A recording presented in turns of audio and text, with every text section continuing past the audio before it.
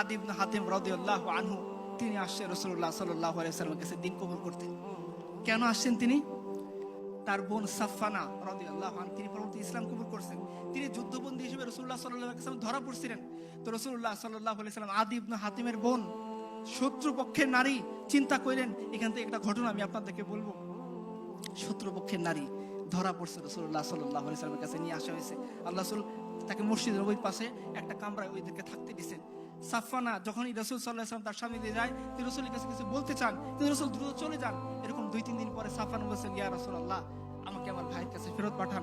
তখন রাসূলুল্লাহ সাল্লাল্লাহু আলাইহি ওয়াসাল্লাম বলতেছেন, হে তুমি কে? বলতেছে, আমি আদি ইবনে হাতিমের বোন, হাতিম তাইর কন্যা সাফফানা। তখন রাসূলুল্লাহ সাল্লাল্লাহু আলাইহি ওয়াসাল্লাম বলছে, দেখো তুমি তাড়াহুড়া করো না, তুমি তোমার একজন যাওয়ার জন্য গাইড খুঁজো, বিশ্বস্ত গাইড যদি পেয়ে যাও তখন আমাকে জানাবা, আমি তোমাকে তোমার ভাইয়ের কাছে পৌঁছানোর জন্য ব্যবস্থা করে দিব।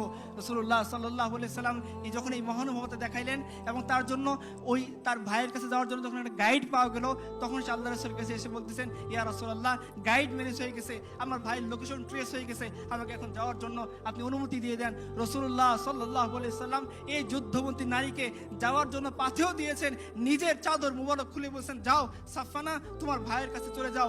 আজকে দেখেন পশ্চিম আমাদেরকে জীবন ব্যবস্থা দেয়, এই জীবন ব্যবস্থা আমাদের বোন আফিয়া সিদ্দিকীকে কত হাজারবার ধর্ষণ করে। এই তো পশ্চিমের জীবন ব্যবস্থা। যান সেই পশ্চিমের সামনে মাথা টেকেন, আমরা আল্লাহর সামনে মাথা টেকাবো। আপনারা সেই জীবন ব্যবস্থা নিয়ে সন্তুষ্ট থাকেন যে জীবন ব্যবস্থা আমাদের বোন আফিয়া সিদ্দিকাকে কয়েক হাজারবার ধর্ষণ করে তাকে প্রস্তাব দিয়েছে। তার বোনের ঘটনা আমি বাড়িয়ে কোনো কথা বলতেছি না। তাকে বলা হয়েছে যে তোমাকে ছেড়ে দেব, যাও কোরআনের সামনে পা দিয়ে যাও। আফিয়া বলছেন যে না, আমি এটা করতে পারবো না।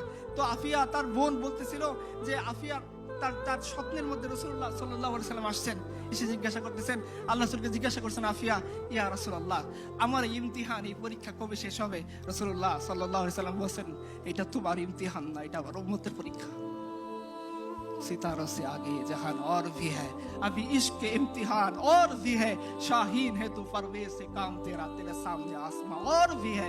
মুসলিম উম্মাহ তিনি বলছিলেন, তখন যখন আমেরিকার ফৌজিরা তাকে জিজ্ঞাসা করে, তিনি একটা অভিমান করে কথা বলছেন যে আমি এভাবে কোরআনের উপর পা দিয়ে যাব না, আমাকে সারানোর জন্য মোহাম্মদ বিন কাসেম আসবে। প্রত্যেকদিন আমেরিকার সৈন্যরা তাকে জিজ্ঞাসা করে, মোহাম্মদ বিন কাসেম আসবে।